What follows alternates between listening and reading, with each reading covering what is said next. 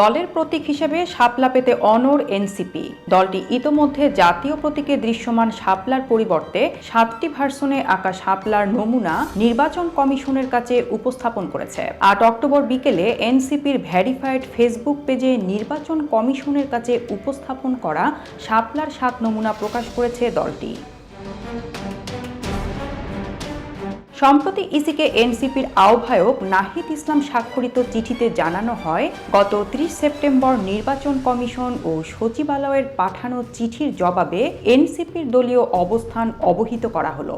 চিঠিতে বলা হয়, গত 22 জুন এনসিপি রাজনৈতিক দল হিসাবে নিবন্ধনের জন্য আবেদন দাখিল করে এবং দলের অনুকূলে শাপলা প্রতীক সংরক্ষণের জন্য আবেদন জানায়। পরে এনসিপি গত 3 আগস্ট কমিশনের কাছে চিঠির মাধ্যমে পার্টির অনুকূলে প্রতীক সংরক্ষণের ক্রম হিসাবে সাদা শাপলা ও লাল শাপলা পছন্দ করে। এছাড়া ওই চিঠিতে শাপলাকে প্রতীক হিসেবে দৃশ্যমান করার ক্ষেত্রে শাপলার ভিন্ন ভিন্ন ভার্সন গ্রহণ করতে এনসিপি সবসময় আলোচনায় প্রস্তুত রয়েছে বলেও জানানো হয়।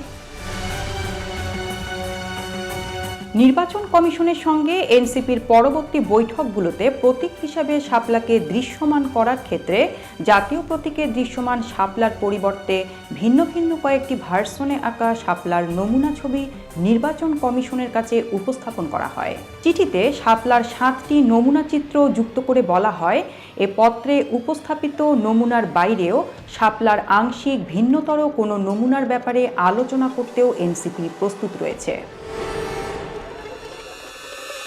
কিন্তু নির্বাচন কমিশন জানায়, ইসির তালিকায় শাপলা প্রতীক অন্তর্ভুক্ত নেই, তাই এনসিপিকে তালিকা থেকে অন্য কোনো প্রতীক পছন্দ করতে হবে। এরপর নির্বাচন কমিশনের কাছে বিধিমালা সংশোধন করে শাপলা প্রতীক তালিকাভুক্ত করে বরাদ্দ দিতে দরখাস্ত করে এনসিপি।